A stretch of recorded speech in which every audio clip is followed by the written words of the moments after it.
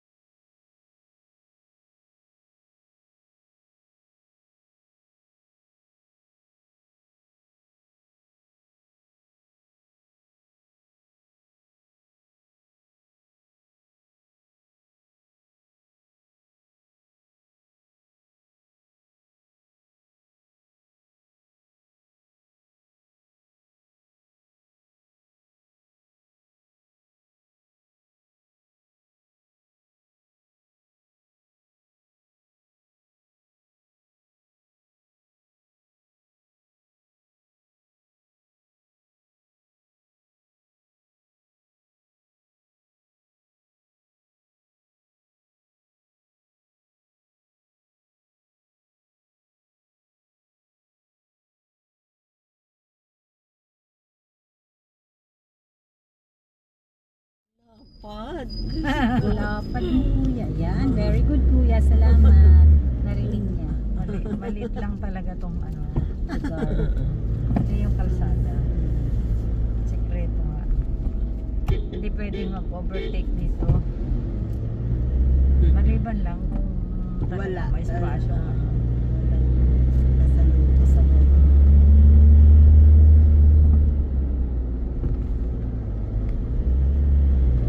Casa Bianca. Dami mga resort. Yan. Kasa-kasa. Masun Baluarte.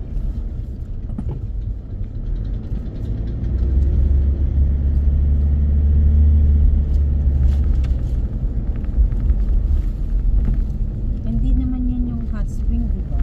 Yan na. Ay, dito na? Mm-mm. Bagsangan? Mm. Yan yan. Kala ko kasi yung may boat. Yung parang Eh, sasakay ka ng bangka pa, di ba? Nabiyahe ka pa. Nung Ano yan, time, layo pa. nung time na sumakay kami, sinama ko ate ko tsaka si Gemma. Mapula yung kasi kauulan lang tubig. Ano yun? Blue? Pag summer, maganda. Na ano ng mga lupa. Nabugbog. Ayun siya, yun no, sa poste. Yung pulse niya. Nakatira dyan. Oo, ayan. May mga bantay naman yan. Caretaker. Isa lang bang may-ari niyan? O baka Yung may-ari ng lupa. Pero yung hindi natin nakikita, may mga bantay sila dyan.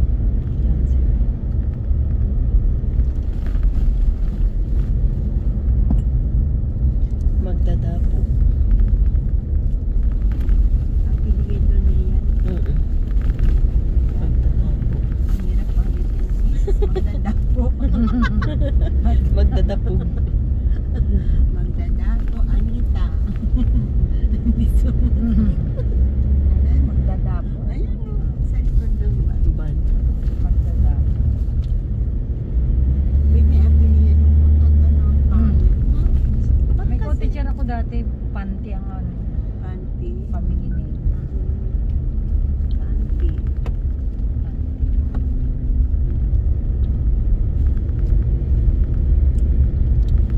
Second year college yata ako noon, Ninang.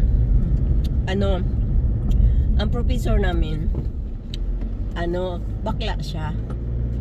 Ang apelyido niya, kaya pag dumarating na siya, nagbubunghalit na ng tawanan yung mga estudyante. Ako lang ang hindi, kaya mabait siya sa akin. Apelyido niya, alam niyo ba kung ano? Baklaan. Ha? Baklaan. Eh, bakla din siya. Bakla siya. Bakla. Kaya yung mga estudyante, nagbubungalit ng tawanan. Oo. Sir Bakla. Mhm. Sir Bakla. Ang pangit na bakla na nga. Oo. Tapos,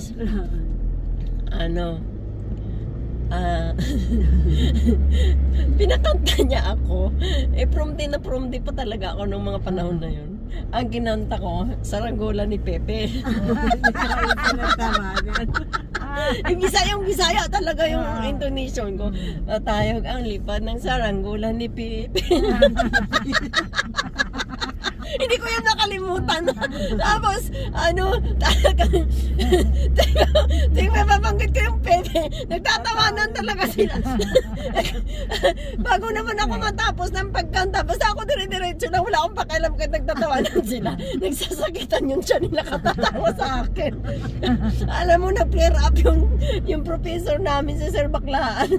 Galit na galit. Kasi parang nare-recall daw niya yung kung paano siya pagtawanan ng mga estudyante. Ganun din daw ginawa sa akin. Galit na galit siya talaga. Alam mo ba, nung matapos yung klase namin, ang bababa ng score nila. Ng grade nila. Tinanong ko, sir, ba't po ganun? Parang unfair po. Parang pareho po kaya sila, sir, ng grades. Sabi niya, kasi pinagtatawanan nila tayo eh. Tapos sabi ko sa kanya, sir, ba't di po kayo mag-ano ng attorney? Sabi ko ganun. Paabago niyo po yung apelyido niyo, sir, kung gusto niyo po. Para, kasi po, bakla na nga kayo eh. Baklaan pa apelyido niyo. Sabi niya, aray, ang sakit-sakit. Sabi sa akin, aray, ang sakit-sakit. Hindi, sir. Sabi ko, sa makatotohanan lang, kung gusto mo lang. Alam mo, Mari, ako daw nagbigay ng idea sa kanya, inayos niya yun. Gonzales na apelyido niya ngayon. Hindi na baklaan. Hindi ko yun makalimutan, professor na yun. Ano niya.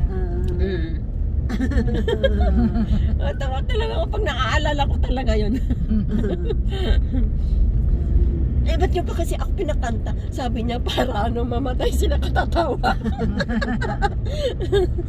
Sabi ko, yun naman pala po ang purpose nyo eh, bakit kayo nagagalit nung pinagtatawanan ako?